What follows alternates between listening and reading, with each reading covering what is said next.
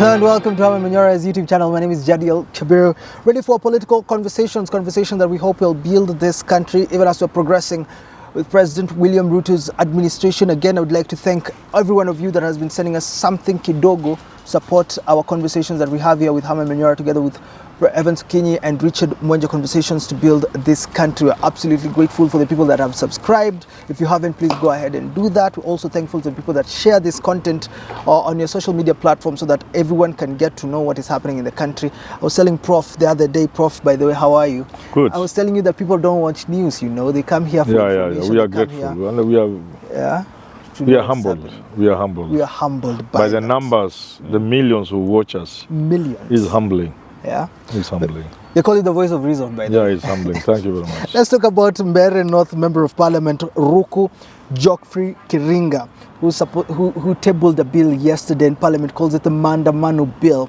seeks to give more powers to the police in order to deal with those floating public order acts, especially the leaders behind such demonstrations that we had yesterday.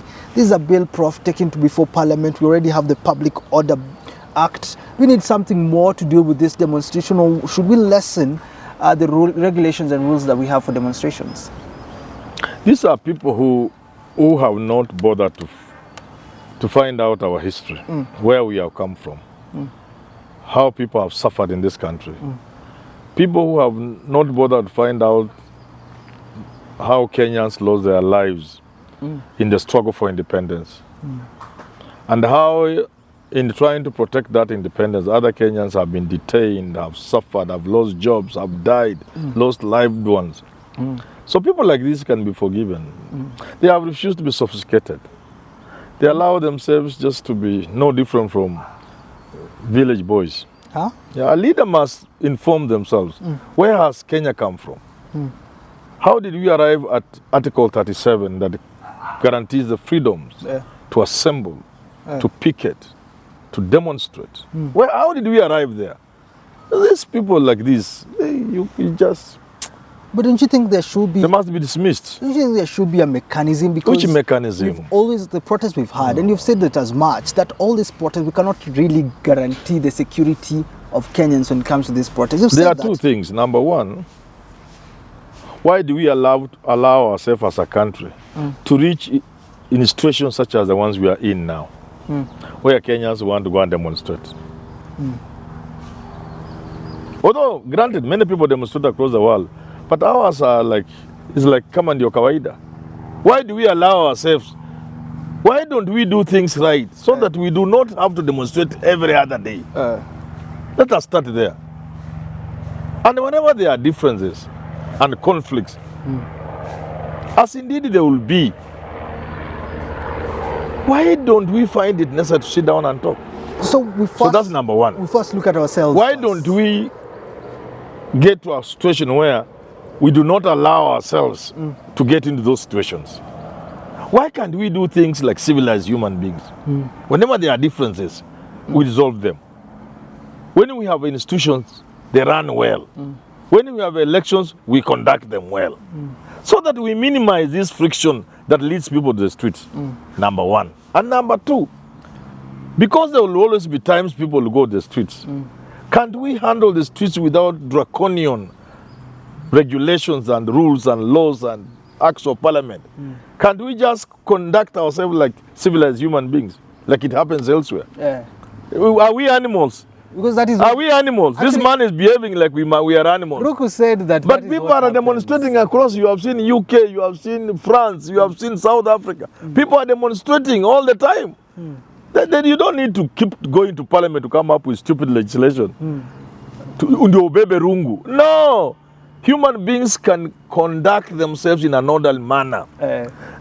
What this man should be doing, moving a law or an advisor to the National Police Service to train the police in crowd management, train the police in a better way than throwing a tear gas every time they see 10 people, even in Mukumu girls.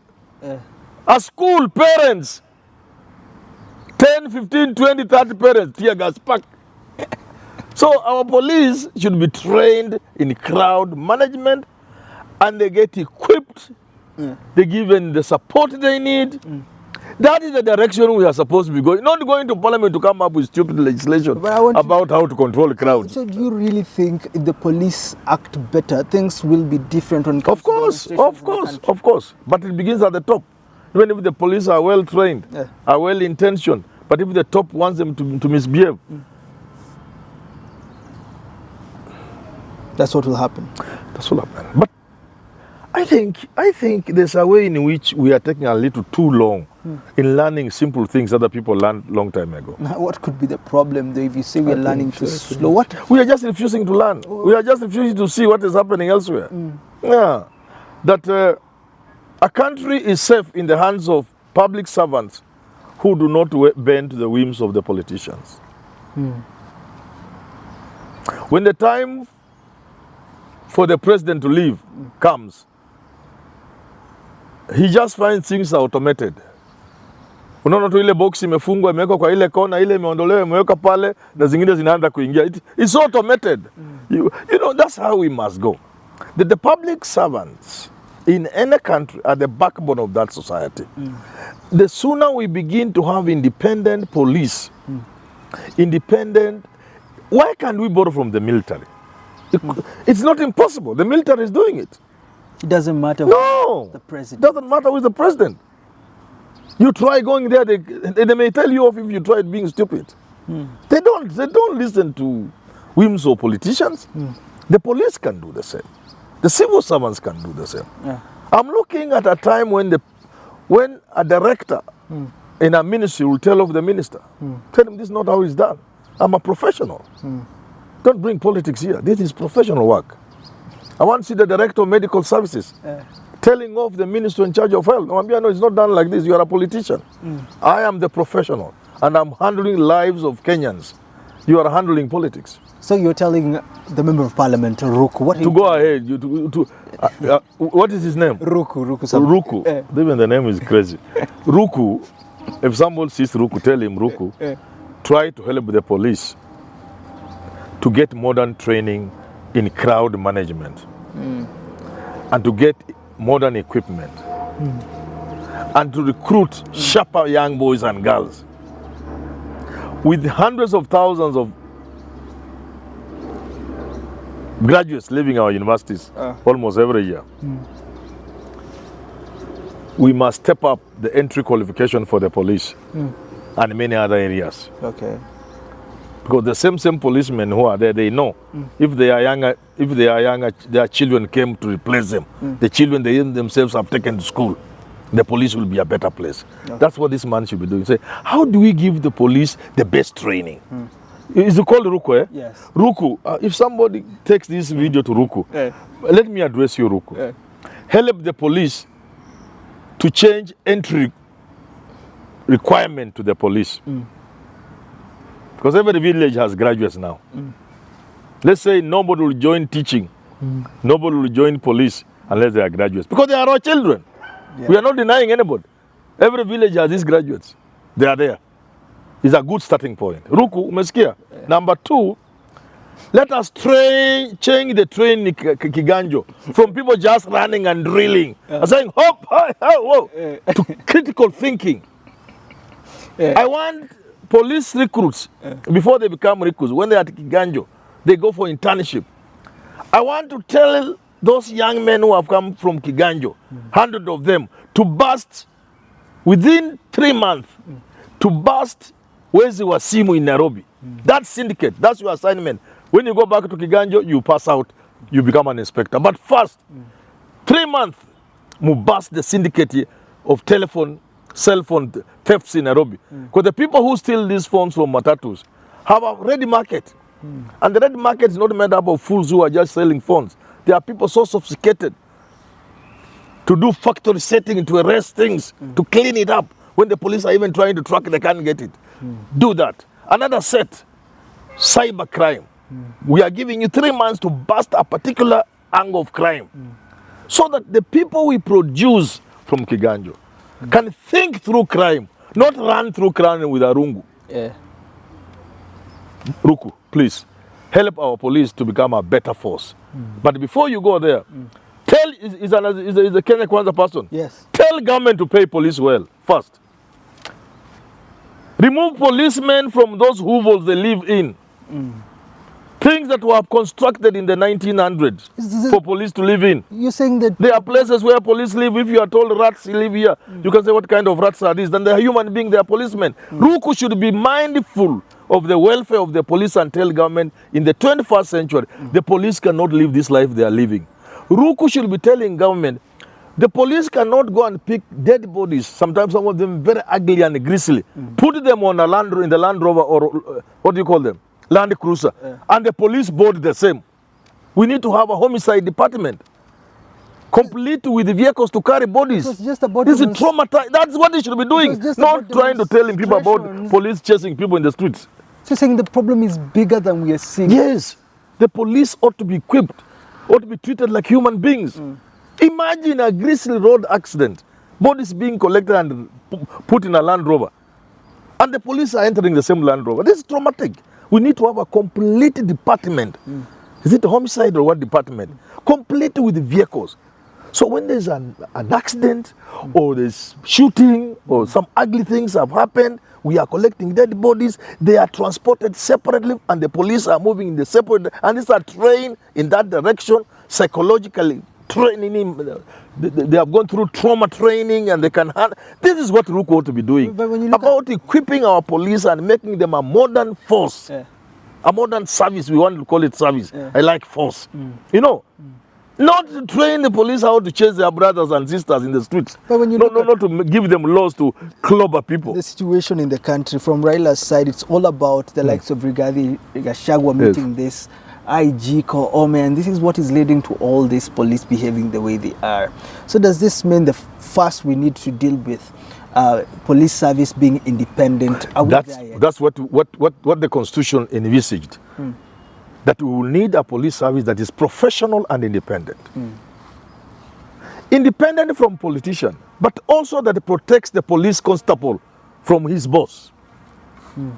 So that when a police constable arrests somebody and goes with the person to the police station and enters the OB, while he's still trying to prepare the charge sheet, anaambia mtu amewachiliwa. Kwa nini? Simu ilipigwa. That's the independence I'm talking about from politicians and also small police officers from their bosses. So that they are demoralized. Why do I arrest somebody? And when I'm in the office trying to prepare the charge sheet, naambia huyu aliwachiliwa tayari. That is the police we were looking at. And the Ruku should help us get that police we had in mind. And not to go to parliament to look for laws that will give police some powers to baton their own brothers and sisters. That is old fashioned. That is South Africa during the apartheid time. This is an independent Kenya.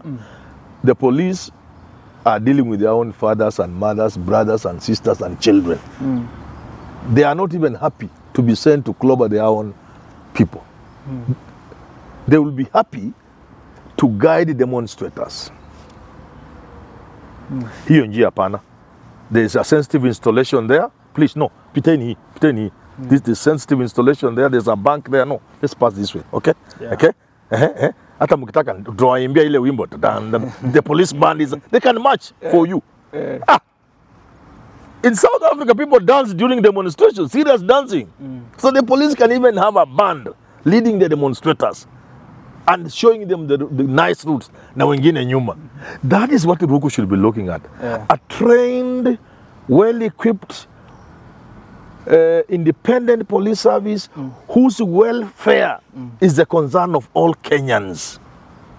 I do not want to. I want to imagine. I want us to get to a point where the current salary structures. I know the current structures. What somebody like me gets, what an MCA gets, what teachers get. In that kind of matrix, the minimum salary a police constable should get today, because of the work they do, should not be below 100,000. Okay. I think they are getting about 30, 40 there. They should move to 100, 120 as a very minimum salary, basic salary, very minimum. And we must stop making business with police housing. We must come up with a blueprint of how we shall house our police in decent modern houses where a police officer can stay with her children and her husband in a decent environment. That's what Ruku should be fighting. Not this law is trying to take Trying the to redefine how I'll look for him. demonstrations will be I'll look carried for him out to kunywa chai na in this country. He says which Very North Member of Parliament Geoffrey Kiringa Ruku. which constituency? Very North. Mbere, I'll look for him. Mbere people are very good people. I'll look for him. My boss Njeru comes from there, although he has now retired. I'll look for him. We have tea and I advise him how to help the police to become modern. Okay. We got to wrap it up. Thanks so much for tuning in. That's been a conversation on redefining demonstrations. Prof says we need to look at the police when it comes to this kind of situation. Until we do talk again, have yourself a lovely rest of your day. We're much grateful. See you tomorrow.